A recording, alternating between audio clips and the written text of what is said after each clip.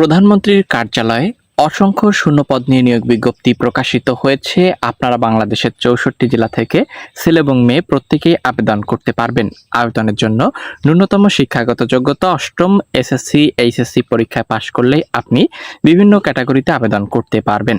দেখতে পাচ্ছেন এখানে আমরা যদি আপনাদেরকে দেখানোর চেষ্টা করি, টোটালি 34টি ক্যাটাগরি রয়েছে, যেখানে পুরো জুলাই মাস জুড়েই আপনারা অ্যাপ্লাই করতে পারবেন অনলাইনের মাধ্যমে। এখানে ডেসপাস রাইডার, ইলেকট্রিশিয়ান থেকে শুরু করে আরও বেশ কিছু আকর্ষণীয় ক্যাটাগরি রয়েছে। এই ক্যাটাগরিতে অবশ্যই আবেদন করতে পারবেন।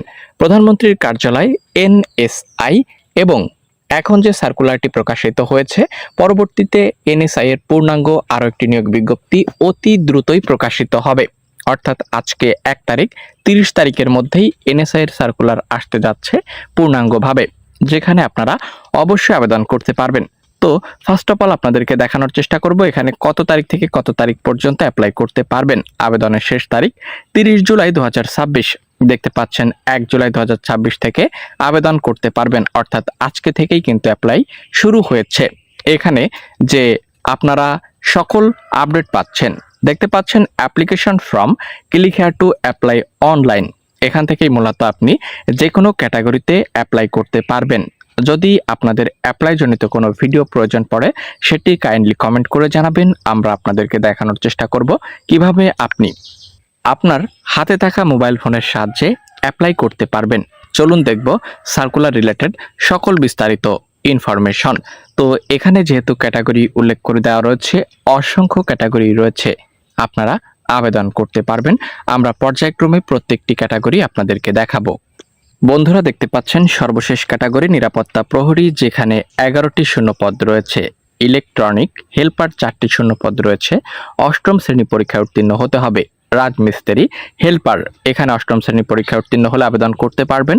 সার্ভিস বয়, মালি, প্লাম্বার সহকারী, ডেসপাস রাইডার এসএসসি পাস সহ মোটরসাইকেল চালনায় আপনাকে অবশ্যই দক্ষ হতে হবে। রয়েছে কুক, রয়েছে রাজমিস্ত্রি, গাড়ি চালক, ইলেকট্রিশিয়ান, মুয়াজ্জিন, photocopy machine operator, meter reader, pump operator, draughtsman, office সহকারী কাম কম্পিউটার অপারেটর, নিরাপত্তা পরিদর্শক, ক্যাশিয়ার, স্টোর কিপার। দেখতে পাচ্ছেন এখানে ইমাম, লাইব্রেরিয়ান, সহকারী নিরাপত্তা কর্মকর্তা, উপসহকারী প্রকৌশলী যান্ত্রিক, উপসহকারী প্রকৌশলী বিদ্যুৎ, উপসহকারী প্রকৌশলী। দেখতে পাচ্ছেন এখানে প্রত্যেকটির জন্য শিক্ষাগত যোগ্যতা উল্লেখ করে দেওয়া রয়েছে। রয়েছে অডিও ভিজুয়াল অপারেটর, রয়েছে সহকারী হিসাবরক্ষণ কর্মকর্তা অথবা সহকারী নিরীক্ষা কর্মকর্তা, নিরাপত্তা কর্মকর্তা, সহকারী প্রকৌশলী বিদ্যুৎ, সহকারী প্রকৌশলী পুরো। দেখতে পাচ্ছেন সহকারী পরিচালক হিসাব অথবা নিরীক্ষা, সহকারী পরিচালক দেখতে পাচ্ছেন, এবং সহকারী পরিচালক প্রশাসন ক্যাটাগরি রয়েছে।